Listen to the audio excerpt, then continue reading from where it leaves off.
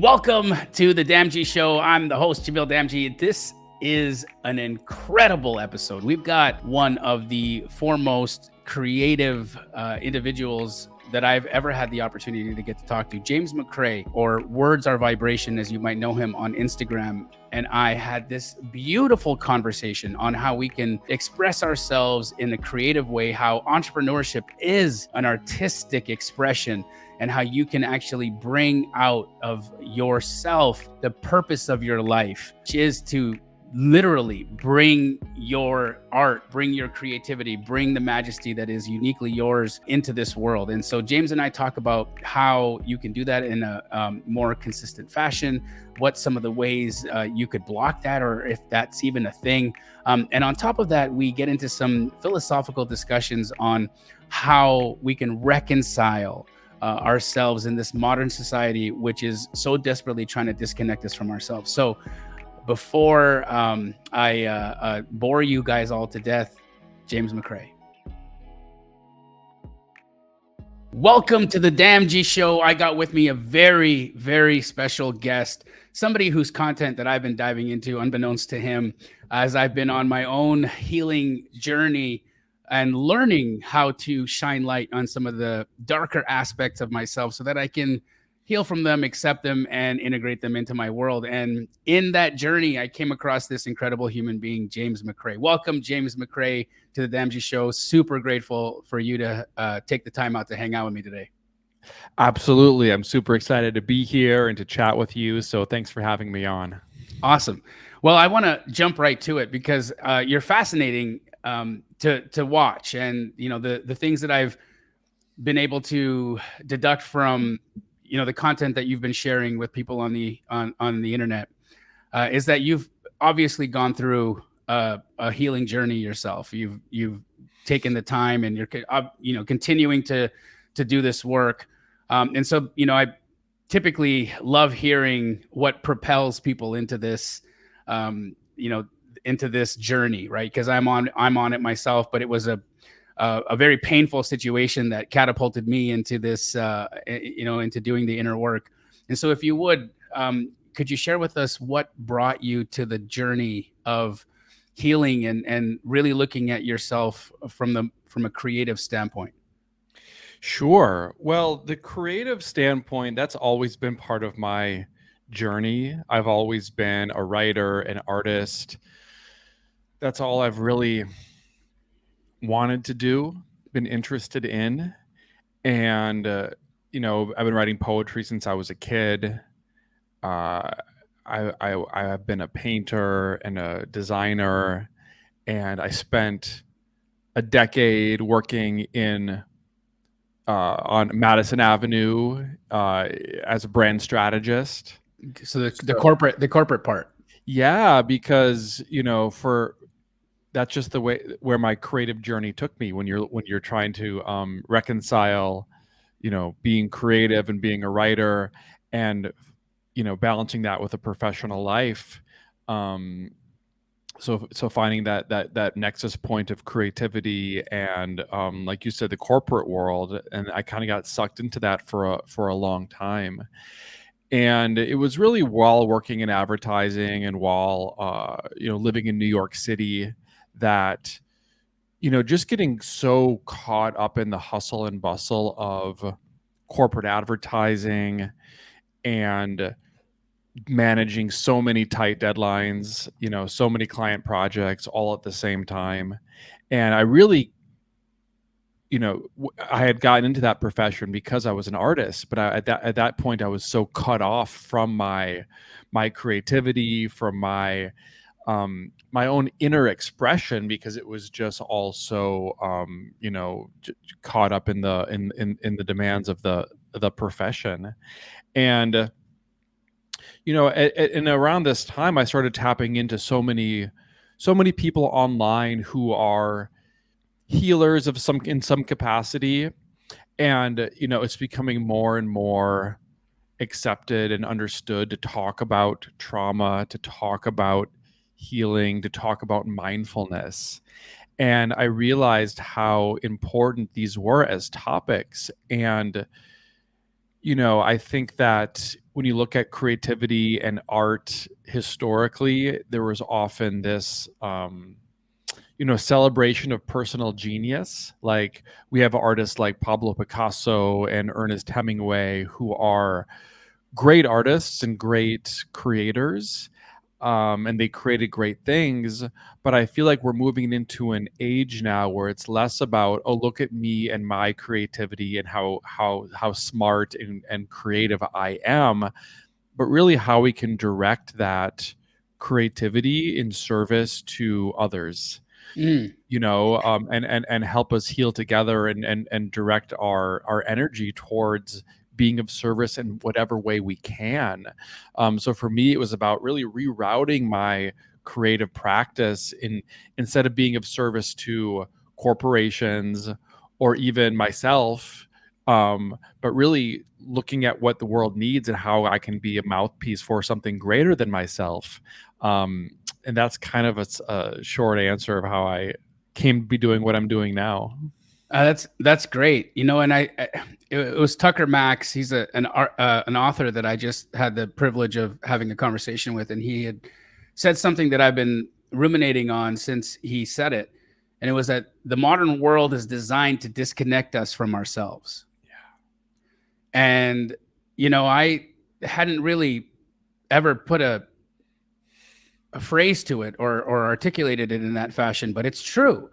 Everything that we're doing right now, the way that modern society is escalating and the speed at which it's moving, it really is disconnecting from ourselves at a rapid pace, even though we're more connected to each other. And so there's this incredible dichotomy of, I have greater access to you, but I have less access to myself. And that is such a mind fuck, because how can that be, right? When we're tethered to us for the entirety of our life, yet everything that we have is designed to shift focus away from me and what is going on in my world and how I'm feeling and how things are going, and paying now more attention to the exterior and sources of energy or sources of inspiration outside of ourselves. And that can become a very dangerous trap. And it became a dangerous trap for me because I saw entrepreneurship, I saw achievement, and I saw, monetary gain as being the measurement of how I was succeeding in life. And, once you have a situation, for me, it was, I had a medical trauma. I had a spinal injury. And at the same time, my marriage dissolved. Mm. And it was, a really lonely, dark place for me. And I realized that everything that I had been doing to achieve and do more, I thought was going to fill the hole. I thought it was going to be the answer. And then, all of your dreams come true and you're miserable. And you're standing there with, bags full of money and status and all of the things that are supposed to be the accoutrements of happiness. And none of them are fulfilling, right? And so you realize you're back at square one. And so there I was in this, had the best professional year of my life, the worst personal year of my life at the same time. And, every part of me would have given all the money away and all the status away just to have had the life or the love that I wanted in my life. And so for you, as you've reconciled your journey as an artist and as a creator, but seeing that as an opportunity for you to provide service for other people, how does one do that when their life is, seemingly mundane? Like, for instance, for me, I'm a real estate professional, so it's easy for me to talk about things that could be interesting to people because it can help them make money. But if you're just in a life where maybe that's not what you're doing, maybe you're not that in that space, you have a 9-to-5 job, you have a family, you have, the regular life. How do you find art and how do you find beauty in that? Yeah, well, there's art and beauty all around us, and it's really about perspective and how we look. And I agree with so much of what you just went through about, us being trained to be cogs in a machine. And literally the school systems are engineered to train obedient factory workers. Correct. Yeah. And even if you're someone like yourself who was very successful in your field, you're still a cog because you're a successful cog, but you're still working in In the service machine. towards the machine. And it's all about distracting you with that outer world of chasing validation and approval, and it's never enough, and you're always are measuring your worth by these external criterias that are ultimately unfulfilling and inauthentic. So we lose ourselves in that chase, and we get separated from our inner nature. And I think true fulfillment comes from alignment with our inner nature. You know, one of the spiritual traditions that I'm most connected with is Taoism. And the first chapter in my new book, The Art of You, breaks down Taoism in relation to the creative process and how it requires both yin and yang. And in Taoism, the Tao is what they call the nature of the universe. It's kind of like they don't personify this idea of God into a being, into a deity to worship. You know, Tao is the mysterious nature of the universe, and it's about living in flow with the Tao, with the nature of the universe, and as above, so below, as within, so without. So we also have our own internal nature. And it's about aligning our lives and our actions with our inner nature, which is our dharma and our purpose. So we all have an inner nature, we all have a dharma, we all have a purpose. And I believe that our nature is creative in the most fundamental sense. You know, we think that creativity is about being a painter or being a poet or being a filmmaker or a musician, and these are all modalities of creativity. But anything you do can be done in an artful way. It's about working with purpose and experimenting and being curious and trying new things. So for me, you know, when I was like leaving that corporate world, it was so important for me to reconnect with who I was when I was young. Like what was I naturally drawn towards when I was young? And for me, that was poetry. And I really tapped back into my inner artist and started writing poetry again. And my second book was a poetry book because I was really reconnecting with that inner artist and reclaiming my own creative dharma. So I think it's just important to know your own nature, know your own dharma.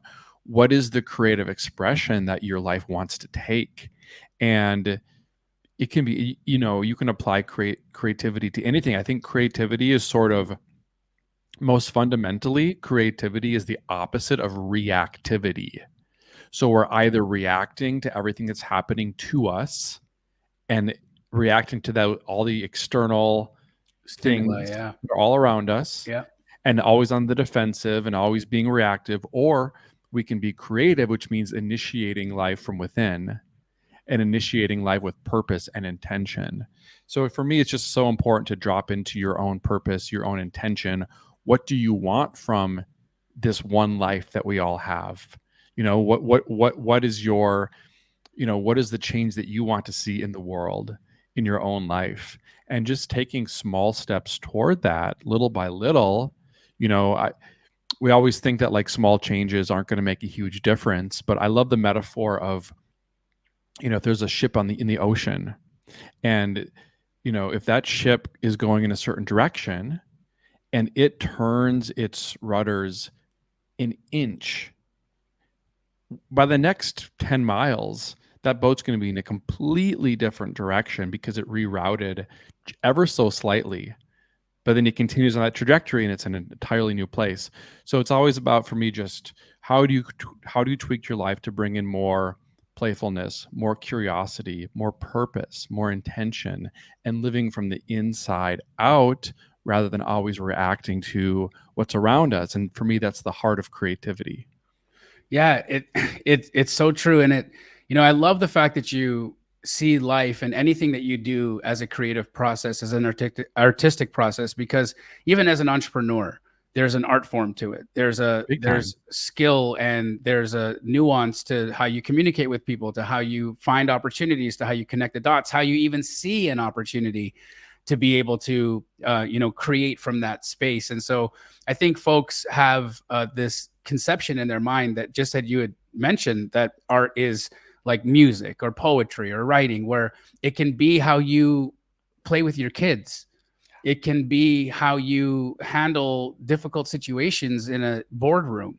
There's an art to all of it, right? There's an art to the way that your life is. And one of the axioms that I've really come to believe is that success is an inside job, right? The contents of your heart and your mind are being reflected to you in every opportunity and situation and circumstance that you find yourself in today. So if you wake up today and you see yourself in a circumstance or in a situation that's not ideal, then you have to look inside and say, okay, well, what about the way that I'm thinking, and what about the way that I'm feeling? What about the underlying beliefs that are helping me think this way and feel this way are causing or creating this experience that I'm having right now? And how can I get inside of myself to attune that and make a change? And you're absolutely right. The small, most minuscule changes compound over time and create the most massive transformations, right? If you even look at how a caterpillar becomes a butterfly, that is a massive metamorphosis, right? I mean, the caterpillar's eyes aren't even in the same place when it's the butterfly, right? How did that happen? Right. So there is a transformation that happens, and it doesn't happen overnight. It takes time, and it happens, sometimes over years, sometimes over decades, and sometimes it can happen in an instant. Right. For me, it happened both over time, but the major changes happened very quickly because, I was moving in a faster pace. And so like when you're traveling 100 miles an hour and the door falls off your car, you're like, holy shit, I don't have a door on my car.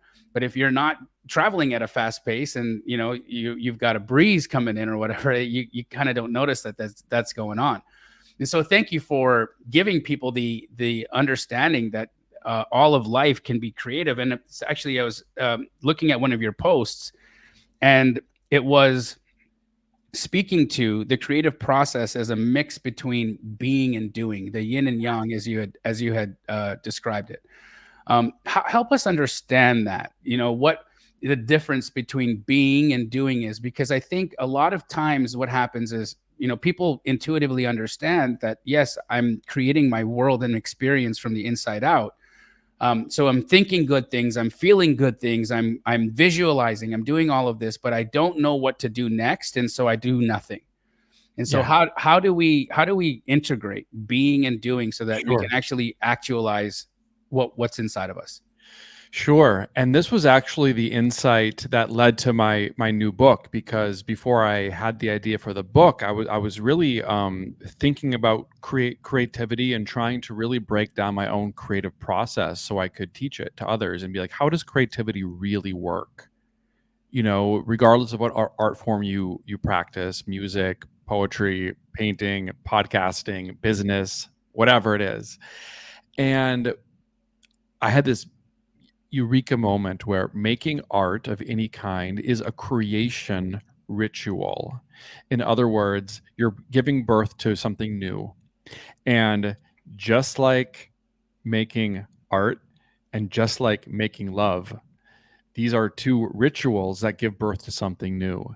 And both require the integration of the yin and the yang, which are, in essence, the feminine principle of the universe with the masculine principle of the universe.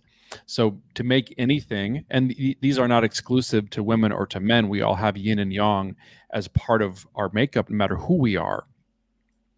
And to help break them down, so essentially yin being the feminine principle of the universe, it is receptive. It is about receiving. It is about stillness. It is about intuition. So like the idea of receiving, that's what intuition is to me. You're not doing anything. You're tapping into an inner knowing, right? So this is connecting with yin. So like the first half of my book is all about creative yin, and there's different chapters that are part of yin. So I mean, the first chapter of the book is the art of doing nothing, because before you can start a business, start a project, make art, whatever it is you want to do, we're so conditioned in our society to be always reactive, always measuring ourselves by other people's standards or comparing ourselves to others. So before you really can create something new and original, I think it's so important to extract yourself from that rat race and reclaim your own energy. Like cleansing the palate, essentially. Yeah, very much so. Yep. So just like spend time in nature, just like let your imagination wander. Just don't rush into doing it. Give yourself time to really let your energy be restored and fill your own cup. Because it's like, how are you going to pour yourself into a project or into a work of art if your energy is spread in all these different directions? So that's the first step, is just doing nothing and just letting it come to you, and just like waiting for that inspiration to strike and cultivating your intuition. And part of that is, it's kind of like, before you can grow the crops, you need to prepare the soil and cultivate the soil. So in life and creativity, the soil is our consciousness. So how are we cultivating healthy soil? Through what we're consuming, who we're spending time with, I like, there's a quote in my book that's a mind that's too full of information has no space for inspiration. So like I'm a big believer in like intuitive creativity. So instead of filling your mind with information and always thinking and always being in that logical ego brain, how can we just kind of like cultivate a mindfulness and create that channel for inspiration to come to us? And you mentioned being out in nature. Are there other practices that you do that get you connected? I meditate every day. I've practiced many different things, from, whether that's meditation, reading certain things, whether that's poetry or like Eastern philosophy, things like this. I think psychedelics have played a role in me tapping into that space, and just giving myself time and space for my energy to be restored. And so that's yin. And yin is very important, and I think we're all cut off from our yin in our society. And but yeah, yang is important as well, because if we're just in our yin, that's the stereotype of someone who's very much in their yin is going to be, well, they might be in flow, they might be very intuitive and very inspired, but they might have a hard time finishing things and launching them, and actually the doing part of it. Right. Because that's part of it as well. I mean, it's great to be inspired and it's great to be intuitive and to be in flow. But if you actually want to create something new, there needs to be an action-oriented part of it. So for me, that's moving into the action and the doing. It's about making things, and that comes down to most specifically cultivating a craft of some sort. Whether if you're making art, it's like, what is your style? Like, what is your voice? What is your message? What are you saying and how are you saying it? And this takes practice, and dedication. So no matter what you're doing, you need to be dedicated to it. You need to keep showing up on a regular basis. You need to finish things and launch it. So this is like, once the soil has been cultivated, then it's time to harvest the crops, cook them into a meal, and serve them. Right. So I think those two things, being and doing, yin and yang, are equally important to life and to the creative process. Do you feel like there's art that's uniquely yours, or are we acting more like vessels? And why I ask this is, I read the book by David Lynch, Catching the Big Fish, which was, how he dives in using transcendental meditation to go out into the world of ideas. He catches a big idea, brings it into the world. He's the vessel for it, and then he creates it. And there's also this conversation that Prince, I think it was Prince, who either it was Prince or Michael Jackson. One of them, they both felt as though they were tapping into the same field of ideas, and they would compete with each other on who was going to manifest or bring that idea into the world first. And Prince was always worried that Michael was going to take his song, or Michael was always worried that Prince was going to take his song, and they would have this little game because they didn't feel like this art was exclusively theirs. Yes. What's your thought on that? Do you think that we're vessels, or do you think that there's a unique signature or footprint to what we can bring out from ourselves? Yeah, it's a great question. I would say both. So we are definitely vessels, and I'm obsessed with this idea of the muse, and the muse is just this idea that comes from ancient Greece, which is because the ancient Greeks would personify everything into these gods and goddesses, right? So the muse were these goddess spirits that would come down and basically whisper ideas into the ears of those who are open to listening, to our artists and poets and these kind of things. So I'm like, well, what is the muse? Like, that's a great metaphor, but like, what is that? Yeah, right. Is it a person? Is it an idea? Is it what? Yeah, great question. And so for me, there are different ways. People use different metaphors, I think, for the same thing. So other people might be like, well, I prayed to God and God gave me this idea. Some people think that they're channeling galactic beings, right? You could just say it's your higher self, and you're like kind of communicating with your higher self. So I don't try to take any metaphor too seriously. So I think these are all just different ways of talking about our intuition. And our intuition is a portal to other dimensions. There's a worlds of ideas and non-physical reality that our intuition connects us with. And what that world is and how our intuition works, to me, it's just a mystery. It's about like just honoring that mystery and becoming a vessel for ideas and inspiration that are beyond us. Like, I can truly say that my best ideas pop into my head unexpectedly. They're not about me trying to consciously solve a problem and figure something out. It's about me clearing my mind and being a vessel for ideas and inspiration. And at that same time, I think we do have some ownership over those ideas in terms of how we bring them to life, because how much time are you putting into developing your craft? Are you drawn towards, like, if you're Prince or Michael Jackson, are you drawn towards a funky sound, or are you drawn towards more of a ballad kind of sound? Or like, there are certain personal preferences that come through in the style of it.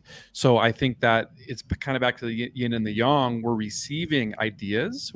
We are channels for information, but then we're able to craft those and bring them to life and add our own unique signature to it. So I think it's so fun to be like, oh, it's almost like a collaboration with spirit.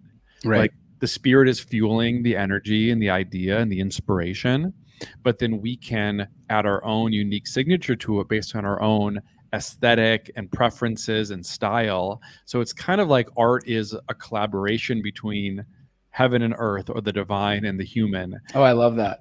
And we're portals for that, but we add our own signature to it as well. Right, because you're going to have, Michael Jackson obviously had his own characteristic style, and Prince had a different style from Michael, of course. They're both incredible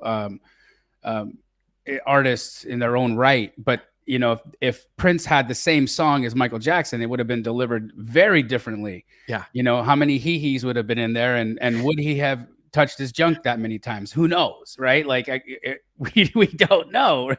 It would have been Prince's version of Beat It instead of Michael Jackson's version of Beat It. And so in the world of ideas, we can be in there and we can be fishing, and we have to almost remove ourselves from that. So you're talking about cleansing the palate, kind of removing all of the distractions, all of the things that are getting in the way of opening yourself up to be receptive to that. So then allowing ourselves to be in that receptive energy, and then through the active energy, that's where we put our unique fingerprint on it. That's where it gets the Michael Jacksonness or the Prince-ness of the idea, because now it has its vessel in it. Now it has the fingerprint and the DNA of its vessel in its expression. 100%. I love that. I love that. What blocks you? Because I'm, you know, in my own creative process, I find that there's times when I'm super open and I'm very, very available to hear. And then there's times where I'm not. And it's weird. It's almost like it's like when I have free time, right? I have nothing on my calendar. So now would be a very great opportunity for me to be opened up as a vessel so I can be creative. But it doesn't want to talk to me right now. I'm blocked for whatever reason, because maybe I'm too expectant. Maybe I'm too attached to a result, or I'm too attached to something happening. And then at an inopportune time when life is happening, and there's all kinds of stuff going on, and I get this incredible burst of an idea, right? So it's like, I don't get to choose the time when these things come. And so I'm starting to understand that I am creating some of these blocks myself, right? And so I'm really trying to define what those things are so I can remove them. I've unplugged all the TVs in my home. So, there's no television watching in my house. With respect to the things that I consume, it's podcasts, or it's learning, or it's nothing. I'd rather just sit in silence than have to fill it with empty, words or song that aren't meaningful to me right now. And so I'm doing things to be more aligned with that, but I'm still failing. What are your thoughts on that? And, what specifically for you have you found has been a block? Yeah, so I don't really believe in creative blocks. Okay. But I do think that there are times when you can run out of fuel. So my own creative process, I see it as,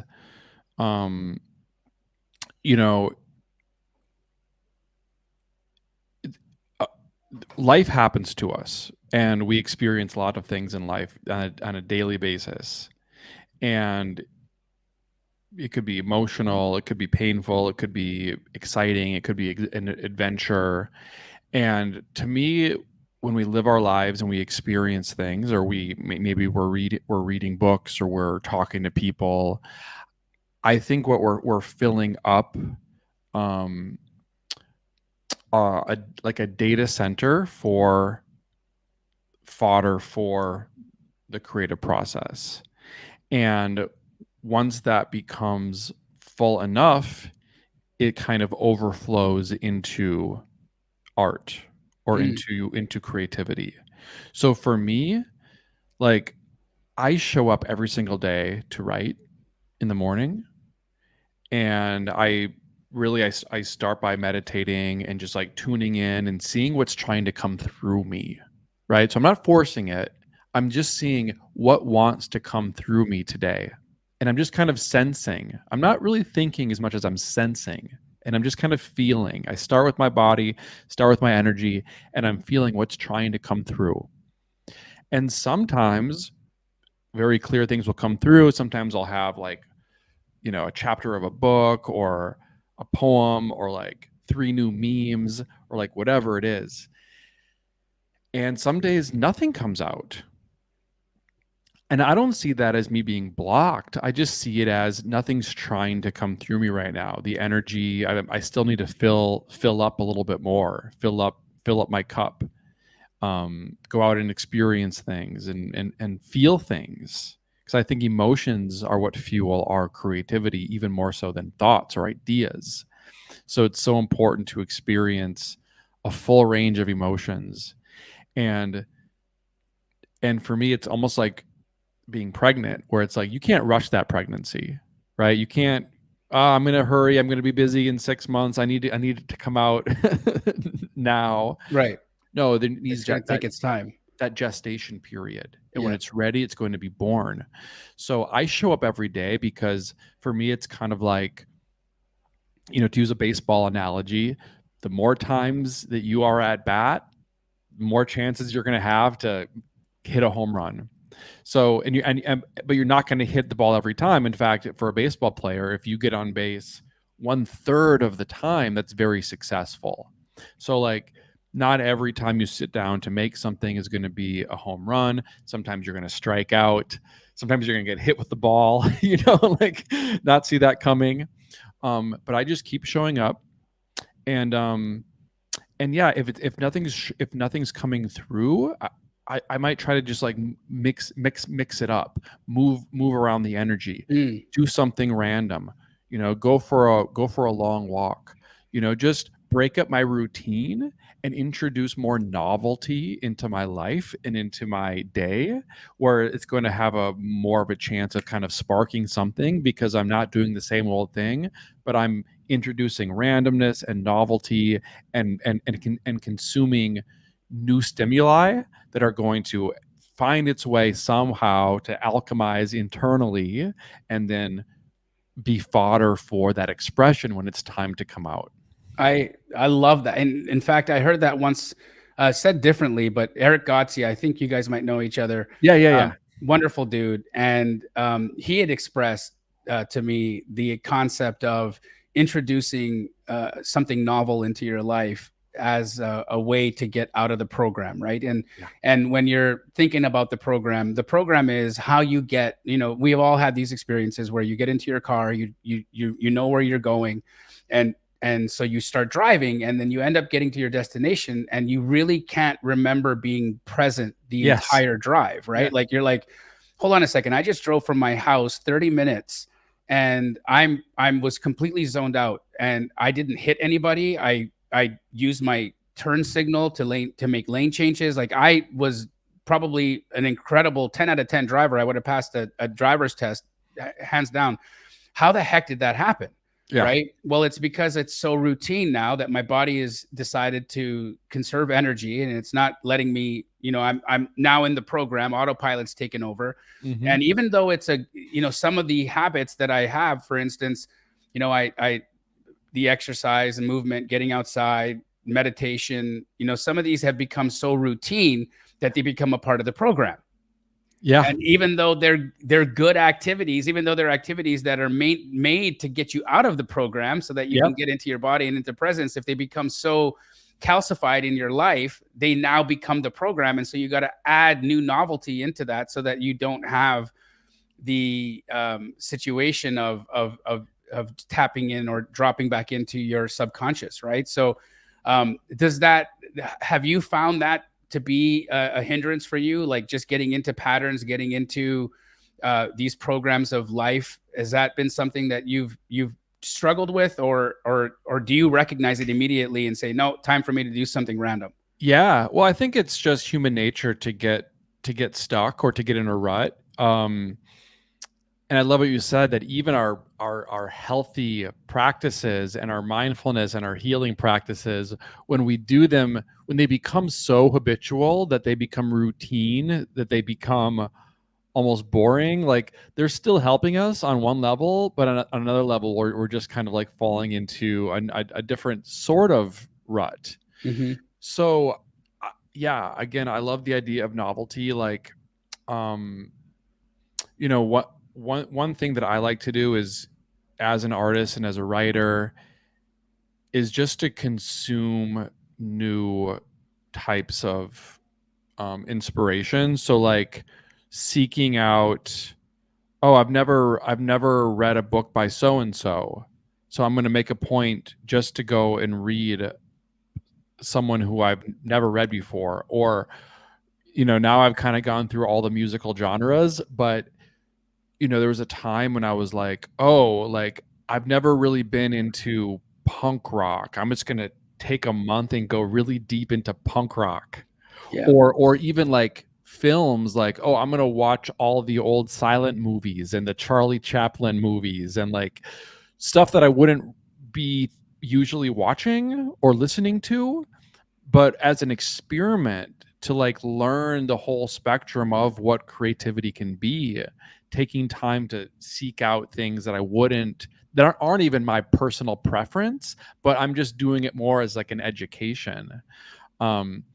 Or like, I'm always inspired by, documentaries on different artists, and like, whether I like them or not as an artist, I just want to learn about more people and like what did they do, like what was their process, what lessons did they learn along the way. So I feel like I'm always just trying to break routine, and I just kind of crave novelty. So I think consuming art like religiously and obsessively for me has been a good way just to kind of keep things fresh and always kind of be curious and inspired. Yeah, dude, that just happened to me in my world. I'm a big fan of 90s hip hop. And so my friends and the people around me are always like, they'd expect to hear that.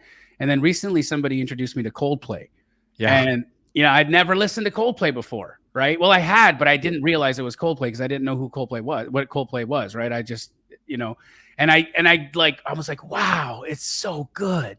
Right. And so the novelty of this new genre of music for me that I had never really listened to now is inspiring for me, right? It's moving me in new ways. It's giving me new emotions. It's making me think new things, and I'm super enjoying that. So I really love that, and I think consuming art or consuming different modalities or different expressions of what you're trying to bring out is also really important because it gives you that framework and it shows you other people's creative process, but it also shows you how human it is. And when you can dive into those documentaries and you can look at those stories and you can see, oh, wow, Rick Rubin is an incredible genius, but here's all the places where he's failed, or here's all the ways where things didn't work out for him. So yeah, we celebrate the hits that Rick Rubin has made, but he's also made a lot of flops, and he doesn't apologize for them. In fact, he's like, I wouldn't have gotten to the hits if I hadn't flopped and if I hadn't brought out these flops. And so it's just it's a natural part of the process. Yeah. Speaking of music and flopping, I would say my two of my all-time favorite artists are Bob Dylan and David Bowie. And I think though, even though their music sounds very different, their career trajectories were very similar. And both of them, were very daring in trying new things. And like, when Bob Dylan was starting out, he was a folk singer, and he was like, it was this very traditional style of folk music in the early 60s. And in the early 60s, rock and roll, like electric rock and roll music, was not considered like a high art. It was like, right. it was teenager music. Right. It was like Elvis. It was almost like silly, and it was popular, but no one took it seriously as art.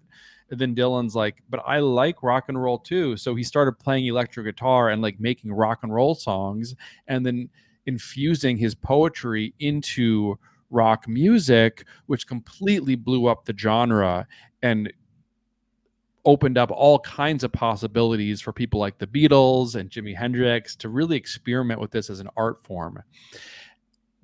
But that same curiosity that let Dylan, reinvent rock and roll, it also led him down these paths that were, for all intents and purposes, complete failures, commercially and creatively. Dylan and Bowie both have albums that are honestly almost unlistenable, but I rather have an artist do something like that, where they're always opening new doors and exploring new territory, and they're not all going to be hits, but it's all going to be authentic and coming from a real place, as opposed to, oh, I have this predefined sound and it worked once. So I'm going to replicate that sound and keep chasing after that same hit and really just keep with that same formula.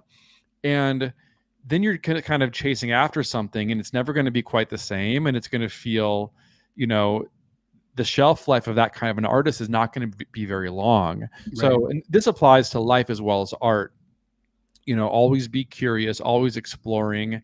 And when our old habits, our own styles, our old professions, interests, when we outgrow them, it is essential to move on, and it's safe to move on, to let go of what's no longer serving us and to reinvent ourselves. And I think that's one of the best things you can do as an artist or as a human, is just be in that process of reinvention and always becoming, but never arriving. And that's how we stay young. That's how we stay relevant. That's how we stay open. That's how we stay curious. Yeah, that's great.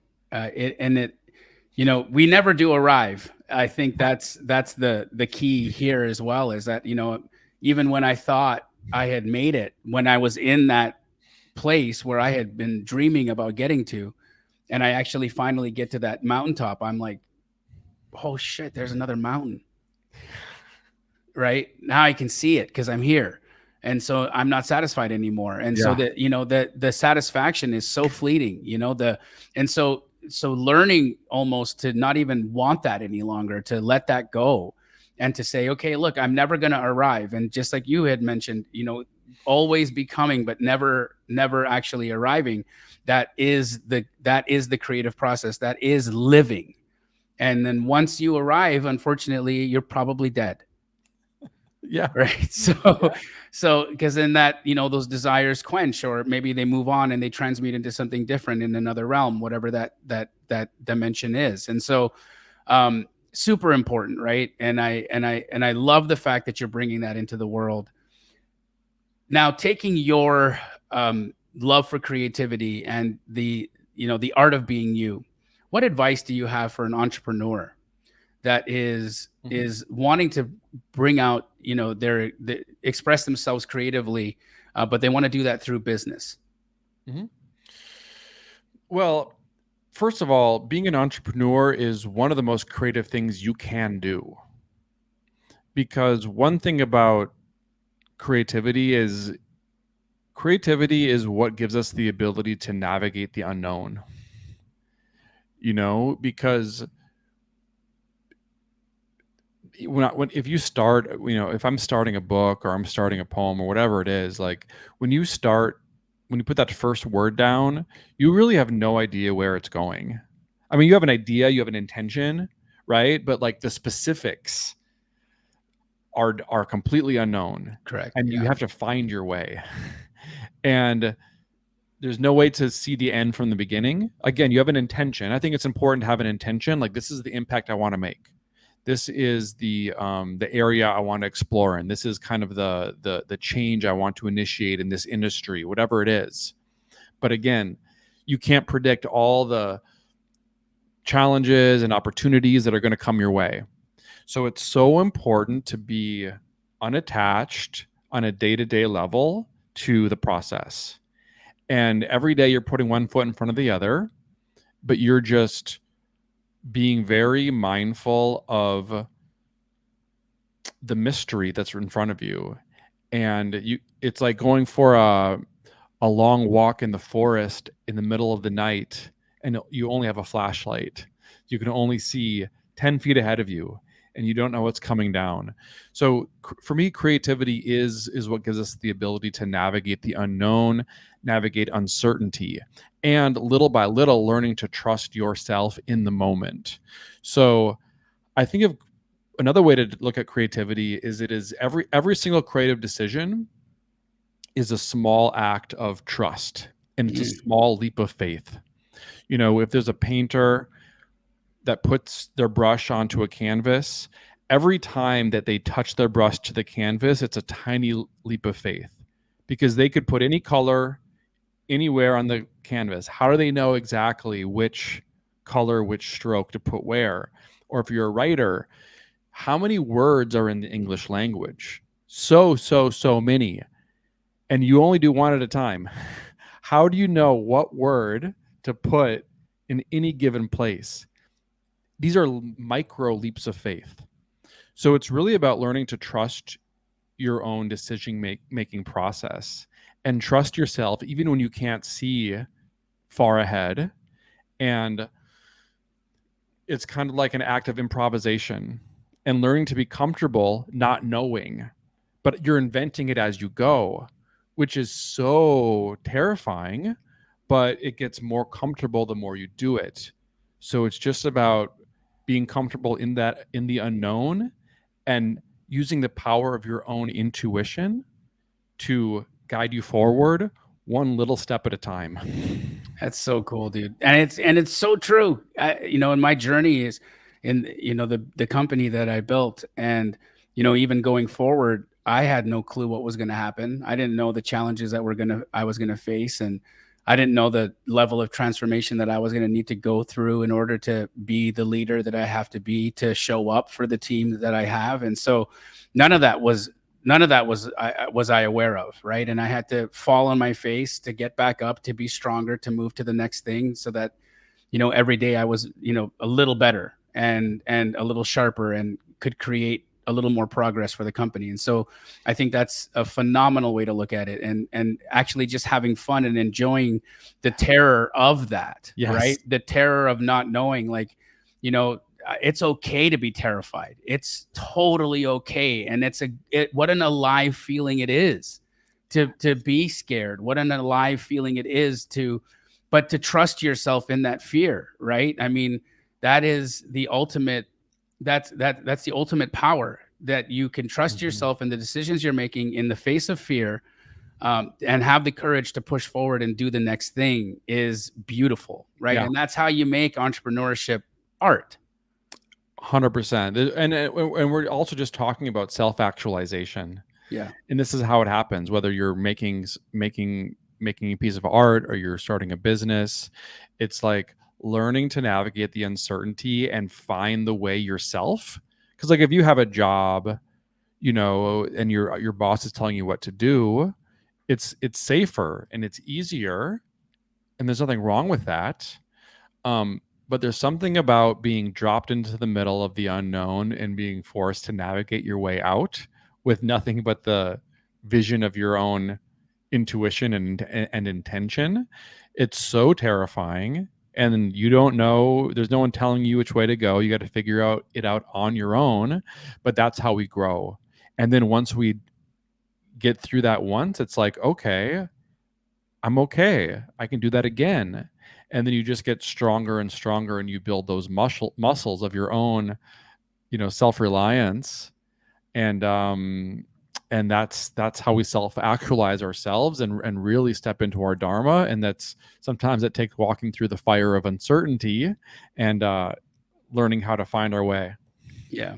Yeah. And I would say it almost always requires you to walk through that fire of uncertainty. It's, nobody gets out unscathed, and you almost have to have those painful situations as catalysts to shape you. Yes. We were speaking about the education system, and, and wrapping this up, I got a couple of questions I always ask guests that are on this. And, one of them is, for young people that are in my audience right now, that are making the decision to navigate what's next, right? They're graduating high school, and they're wondering, is college for me? What do you think in modern education? Is college still designed to bring out the best of us, or is it doing what we think it's doing? Is it training us to mute ourselves and disconnect ourselves from our true nature? I don't know if college is doing either of those anymore. Like, I don't know if it's helping, because the job market and the economy are also uncertain at the moment. So I'm not sure it's helping us. I also don't know if it's like teaching us. I think it's just what it's doing is just, you're paying a lot of money to learn things that are ultimately not going to be the most practical in navigating your own future. So if anything, I think there are colleges right now are probably a little outdated. So they're in a desperate need of of reinvention. Like we were talking about reinvention, we need to reinvent education in a major way. There are good reasons to go to college just in terms of the relationships you make, and just having that initiation. It's still a overall positive experience, I would think, but I don't think it's really giving people the tools they need to navigate a rapidly changing economic landscape. Like we don't know how far AI is going to be going and how soon, right? There's AI is going to be working its way, it already is, into so many industries and disrupting them. And a lot of jobs that we relied on as a society for decades are going to be going away. Now, I also believe that new jobs will come around as a result of these changes.